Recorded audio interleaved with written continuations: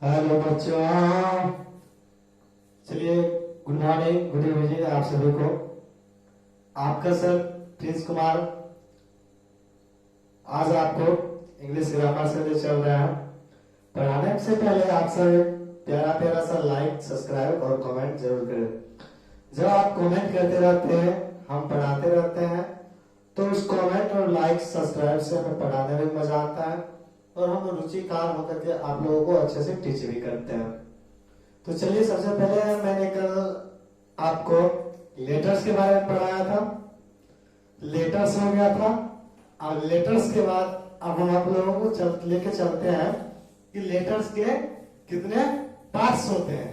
और लेटर्स के generally 2 parts होते हैं। फर्स्ट में हमारा आ जाता है कैपिटल लेटर और स्मॉल लेटर सेकंड में। तो चलिए देखिए, capital CAPITAL capital, LETTER letters, SMALL small, LETTER small letter. First तो आ जाते हैं कैपिटल और सेकेंड आ जाते हैं हमारा स्मॉल लेटर्स। अब हम ये देखते हैं कि स्मॉल लेटर मीन्स क्या होता है और कैपिटल लेटर मीन्स क्या होता है, क्योंकि बहुत सारे हमारे ऐसे स्टूडेंट हैं जिनको ये भी पता नहीं होता है कि कैपिटल लेटर मीन्स क्या होता है और स्मॉल लेटर मीन्स क्या होता है, जिनकी वजह से वो कंफ्यूज हुए रहते हैं। तो चलिए अब ये देख लीजिए, कैपिटल लेटर मीन्स हम जो बड़ी एबीसीडी लिखते हैं, जैसे A to Z, ये हमारा बड़ी अक्षर हो गया, जिसको हम इंग्लिश में कैपिटल लेटर्स बोलते हैं। और ये आ जाता है हमारा स्मॉल लेटर, छोटी अक्षर A to Z।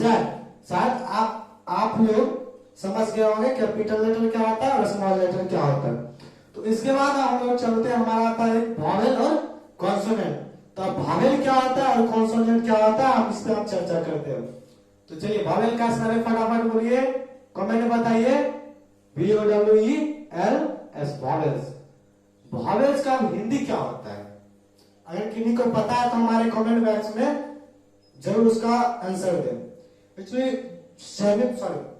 Vowels means स्वर्ण वर्ग, जो हम लोग हिंदी में स्वर्ण वर्ग पढ़ते हैं और व्यंजन वर्ग पढ़ते हैं, वही हम लोग इंग्लिश में उसको स्वर्ण वर्ग को वॉवेल्स बोलते हैं। तो वॉवेल्स हमारे कितने हैं? किसी को अगर पता है तो हमारे कमेंट बॉक्स में तुरंत उसका रिप्लाई दीजिए। तो चलिए, वॉवेल हमारा 5 है। कितने हैं? 5 है। और 5 में ये सब आ जाते हैं, ए आ जाते हैं, ई आ जाते हैं, आई आ जाते हैं, ओ आ जाते हैं, और इंग्लिश में and, you, are called, CALLED called vowels, VOWELS vowels. यानी AEIOU को वॉवेल्स कहते हैं। क्लियर? जिनको क्लियर नहीं हुआ हमारे कमेंट बॉक्स में रिप्लाई जरूर दीजिएगा, ताकि हम और अच्छे से आपको समझा सके। वैसे आप नहीं समझे तो हमें यकीन है कि आप लोग जरूर समझ गए होंगे। इसमें कोई सोचने वाली बात नहीं है और ना ही कंफ्यूज होने वाली बात है। तो चलिए, वॉवेल्स हमारा खत्म हो गया।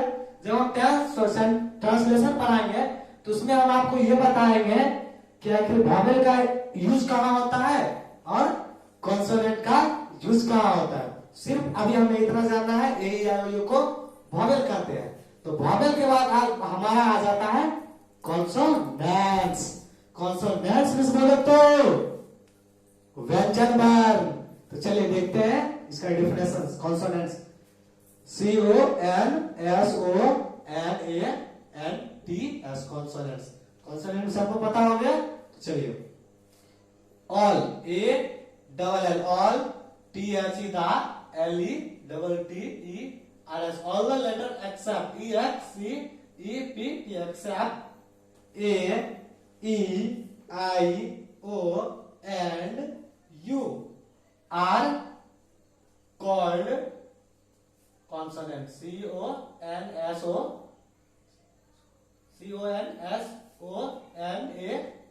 CONSONANTS consonants। यानी all the letters except AEIOU are called vowels। यानी AEIOU को छोड़ करके जितने भी अल्फाबेट होते हैं कैपिटल और स्मॉल लेटर में, वो हमारे वॉवेल्स में आ जाते हैं। तो अब जो हमारे अल्फाबेट होते हैं इंग्लिश में टोटल 26 होते हैं, यानी 26 होते हैं, 26। और इस 26 में हमारा आ जाता है 5 वॉवेल, और ये हमारा 21 बच जाते हैं। तो ये 21 को हम कॉन्सोनेंट बोलते हैं और इस 5 को वॉवेल्स बोलते हैं, VOWELS वॉवेल्स। इसमें कोई शक, कोई शक है?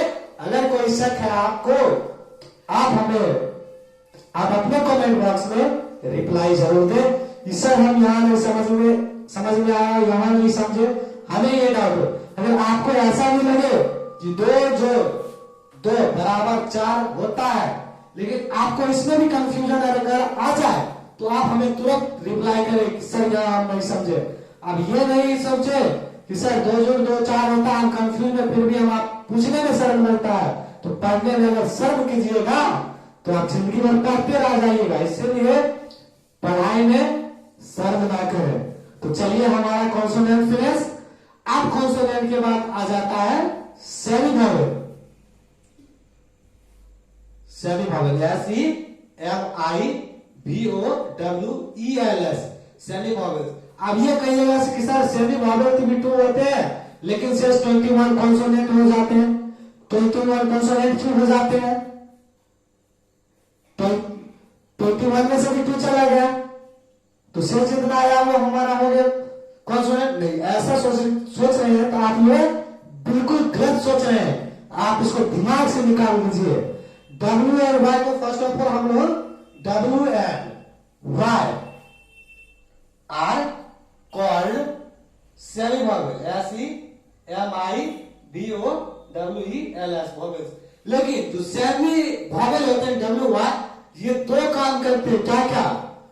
वॉवेल का भी काम करते हैं और कॉन्सोनेंट का भी काम करते हैं। जब यही W और Y अगर आपको किसी भी वर्ड के फर्स्ट में दिखे तो ये वॉवेल नहीं कहलाता है, लेकिन यही वॉवेल जब कोई वर्ड्स के इंड में रहता है, यानी अंत में रहता है, तब जाकर के वॉवेल कहलाता है। तो आप इतना बात याद रखें। यह भी बताएंगे कि सेमी वॉवेल का यूज कहाँ होता है, WY का यूज कहाँ होता है। आप धैर्य बनाए, सिर्फ हमारे चैनल के साथ और मेरे अपने सर प्रिंस सर के साथ जुड़े रहिए। हर एक चीज आपको प्रिंस सर समझाएगा और बारीकी से समझाएगा। चलिए, तो अब उसको हम रब करते हैं। उतार लीजिए, मिटा दें। चलिए हम उसको रब करते हैं।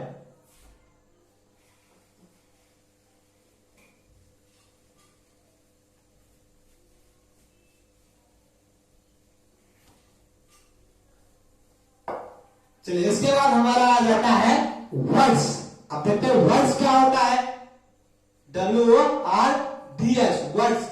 वर्ड्स अगर बोले तो शब्द, तालम समान को दुशब्द। आप देखते हैं वर्ड्स क्या होता है, शब्द क्यों पढ़ना जरूरी होता है। अब ये देखते हैं, जैसे हमने लेटर्स पढ़ा था और उसी लेटर्स और लेटर्स को हम जोड़ते रहते हैं ना बच्चों, तब जाकर के हमारा वर्ड्स कहलाता है। अगर पढ़ते हैं, जैसे हम सपोज दैट लिख रहे हैं dog, DOG dog. Dog means होता है कुत्ता। अगर इसी को लिखे GOD गॉड, गॉड मीन्स भगवान।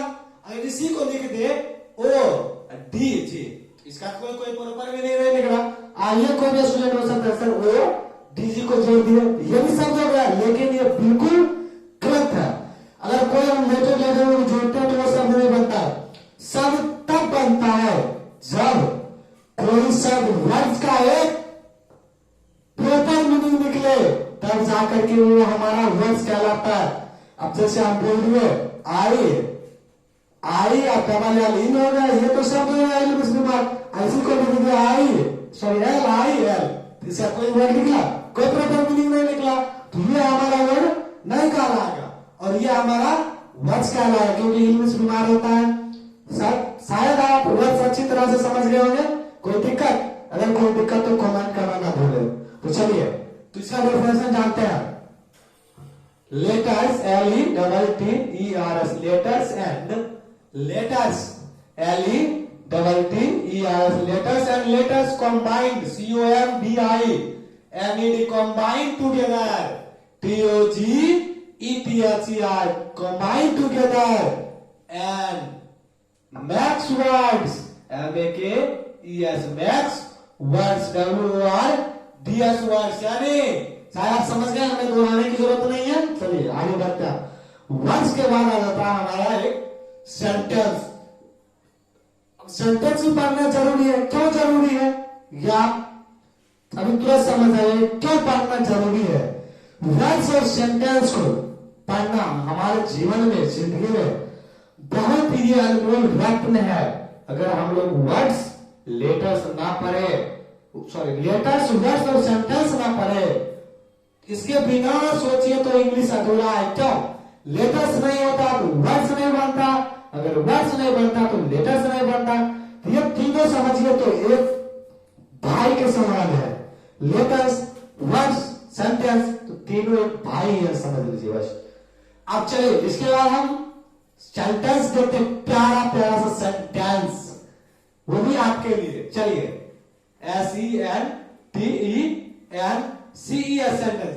अगर सेंटेंस का अगर हम हिंदी बोले ना, सेंटेंस का हिंदी होता है बच्चों वाक्य। आप शायद हिंदी में आप समझ गए हो, वाक्य सेंटेंस को ही बोलते हैं।